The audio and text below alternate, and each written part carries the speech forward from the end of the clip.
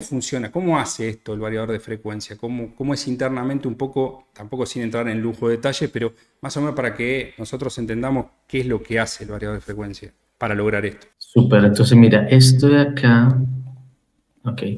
Esto que tenemos acá es la topología básica de un variador de velocidad, ¿sí? Entonces, básicamente son tres los componentes principales de un variador. El primero es el puente rectificador, ¿sí? El segundo es el banco de condensadores y el tercero es el inversor. ¿Mm? Entonces, aquí, ¿qué es lo que hacemos? A este equipo, todo este equipo, esto es hecho esto es lo que llamamos un convertidor electrónico de potencia. ¿Mm? Y al equipo le llega un voltaje, que es el voltaje trifásico disponible en la red. ¿Mm? Le llega un voltaje que tienen una frecuencia y una magnitud que son fijas. ¿Mm? Entonces, la magnitud puede ser 460 voltios y la frecuencia puede ser 60 Hz. Mientras que en la salida del equipo, él lo que hace es crear cualquier voltaje y a cualquier frecuencia. Entonces, es básicamente le entra una frecuencia y un voltaje fijos y sale un voltaje y una frecuencia que son variables. Entonces, bueno, como la pregunta aquí es, ¿para qué yo hago esa conversión? ¿Sí? ¿Para qué cambiar de un voltaje y frecuencia fijos a un voltaje y una frecuencia variables? Resulta que aquí jugamos con algo que se llama mm, la velocidad sincrónica del motor. La velocidad sincrónica del motor es la velocidad a la cual gira el campo magnético que produce el estator del motor, que producen las bobinas que están en el estator del motor.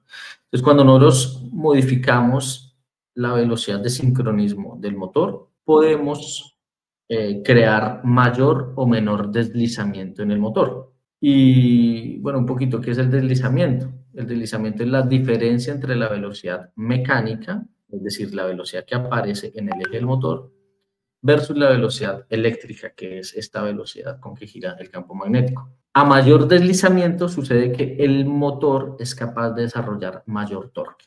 Entonces nosotros jugamos con el variador. Lo que hace es modificar el deslizamiento del motor para poder generar más o menos fuerza en el eje del motor. Claro. Si nosotros generamos más fuerza, podemos acelerar más rápido o podemos aumentar la velocidad.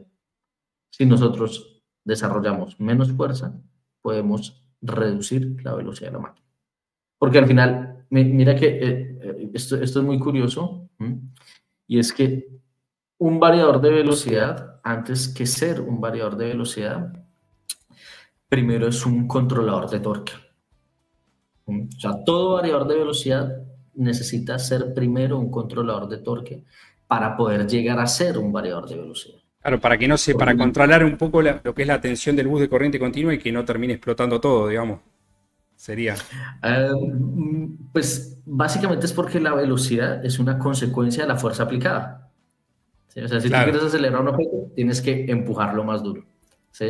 Si quieres desacelerarlo, tienes que empujarlo, pero en sentido contrario, es decir, jalarlo para que frene. Y como tú dices, pues hay unos parámetros de control muy importantes. Permítete, te vuelvo a proyectar acá un momento. Y es ya cómo creamos el voltaje en el bus de DC. Perdón, cómo creamos... O sea, cómo tenemos toda la creamos parte el... del puente rectificador que lo que hace es transformar la alterna trifásica en una señal de continua, conjuntamente con el Correcto. filtro, digamos, ¿no? El bus de corriente continua se transforma en una tensión estable de continua, que de esa tensión, una característica que tiene que ser bastante inmutable respecto de la salida, o sea, tiene que estar bastante controlada respecto de la salida. Por ejemplo, cuando uno tiende a frenar el motor, se tiende a disparar la tensión del bus de corriente continua y que pueden volar los capacitores también si no se controla perfectamente bien. O sea, esa tensión tiene que estar Exacto. bien acotada y no se tiene que disparar ante lo que haga la salida, si frena o si empieza a disparar, ¿no? Y después lo que hace, después con todos los IGBT o control de electrónica de potencia, es volver a armar una alterna con una modulación de ancho de pulso. Exacto, exactamente, así es. Mira, por acá te muestro, te voy a mostrar a ver, esta imagen. Entonces, mira, aquí en rojo tenemos la velocidad del motor, Entonces, primero hacemos una rampa de aceleración, que esto está pendiente positiva. Después se estabiliza la velocidad. Y después se hace un frenado, que es esta rampa negativa que está acá. Entonces, y en color verde tenemos lo que tú mencionas, la tensión del bus de DC. Entonces, fíjate, en la vida real, esto es una gráfica de la vida real, ¿sí? En la vida real, fíjate cómo cambia el voltaje en el bus de DC. Sí. Entonces, fíjate que cuando estamos durante la aceleración del motor, que es cuando el motor succiona bastante corriente porque está desarrollando torque, para acelerar la máquina necesita empujarla, para empujarla necesita más torque, más fuerza, y para desarrollar más torque pues necesita más deslizamiento, y mayor deslizamiento pues significa que el motor va a succionar más corriente de la fuente de energía. En este caso, va a succionar más corriente del variador, pero específicamente esa corriente proviene del bus de DC, es decir, del banco de condensadores interno. Entonces, cuando estamos desarrollando torque en el motor, que es esta curva de color morado, si tú ves acá está positiva, es un escalón positivo, entonces el voltaje en el bus DC, mira que venía en cierto valor y aquí cae el voltaje en el bus DC durante la aceleración. Una vez llegamos a la estabilización de velocidad, es decir, una vez que ya no queremos aumentar la velocidad, sino simplemente queremos es mantener la velocidad, entonces cuando nosotros queremos mantener la velocidad, solo tenemos que luchar contra la fricción. Claro. Ya no tenemos que desarrollar más torque de empuje, sino únicamente torque de sostenimiento. Sí, y también lo propio que consuma la máquina, ¿no? La máquina que esté acoplada al eje, ¿no? Exactamente, así es. Entonces, entre más carga mecánica tenga, pues mayor corriente va a consumir. Entonces, fíjate, entonces por acá, por ejemplo, seguramente se le metió carga a la máquina, porque Claro. aquí se ve como el bus de ese cae un poco. Entonces, seguramente esta caída es porque le metieron carga mecánica a la máquina. Y acá es cuando empieza la desaceleración de la máquina. La desaceleración. Entonces, la desaceleración, fíjate como tan pronto el motor o el variador recibe la orden de que tiene que parar. En este caso parece que es una máquina de alta inercia y esa energía regenerada por la inercia de la máquina se acumula rápidamente en el banco de condensadores y hace que el voltaje del banco de condensadores se eleve de manera muy rápida. Y esto efectivamente pues es muy peligroso porque los condensadores, justamente a los condensadores no les gusta que se les cambie el voltaje de manera brusca.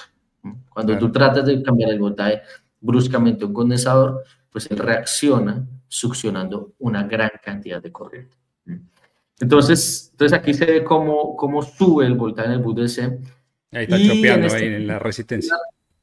Entra la resistencia de frenado, así es. Entonces entra la resistencia de frenado y hace como una especie de control on-off, ¿sí? Del bus DC. Entonces, si el bus DC supera cierto umbral, entonces ahí entra la resistencia de frenado, descarga el bus DC hasta cierto nivel, solo lo descarga un poco, hasta que llega a un nivel de seguridad, y vuelve y sale la resistencia del circuito.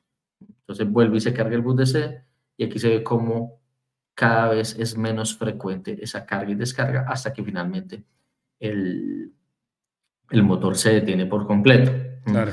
Entonces aquí lo que se ha hecho básicamente es que esa energía de regeneración que produjo el motor durante el frenado, la hemos quemado sobre unas resistencias. Hemos disipado el exceso de energía sobre unas resistencias.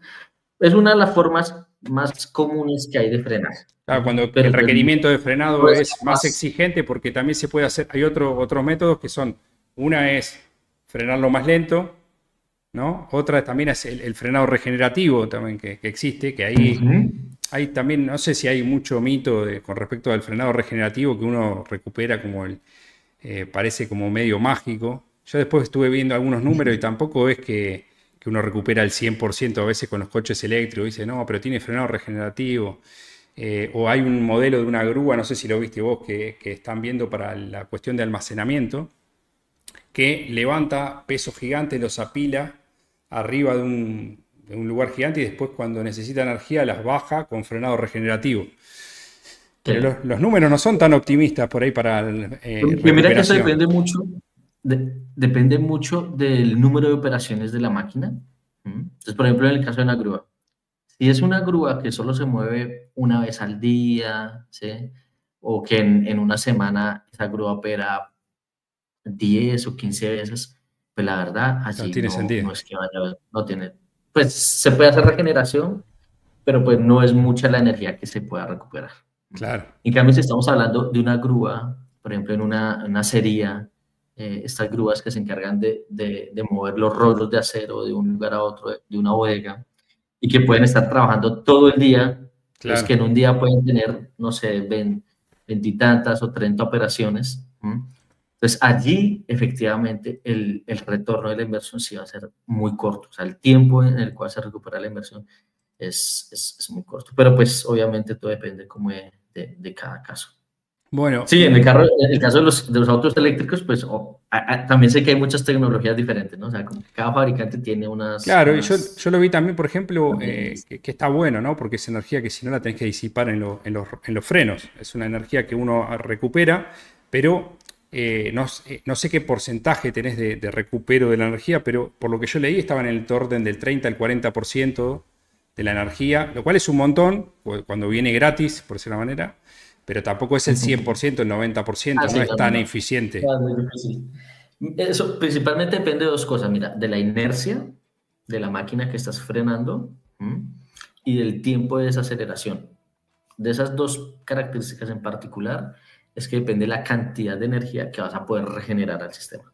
Pero, por Ahora ejemplo, bien, del en el motor, 100% que tiene, por ejemplo, un tren, ¿no? El tren también, cuando frena, frenado regenerativo, lo inyecta y después cuando acelera, toma esa misma energía y bueno, se supone que en la cantidad de trenes todos están así, porque la mayor cantidad de energía en el tren es cuando acelera y cuando frena, ¿no?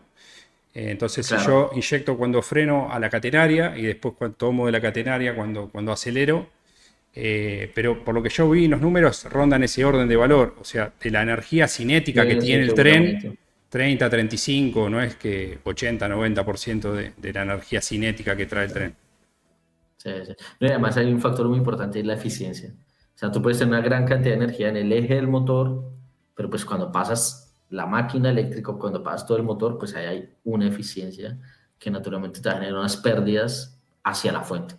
Y después la eficiencia del variador de velocidad, la Claro. eficiencia del dispositivo que uses para regenerar la energía, entonces allí también todo eso cuenta.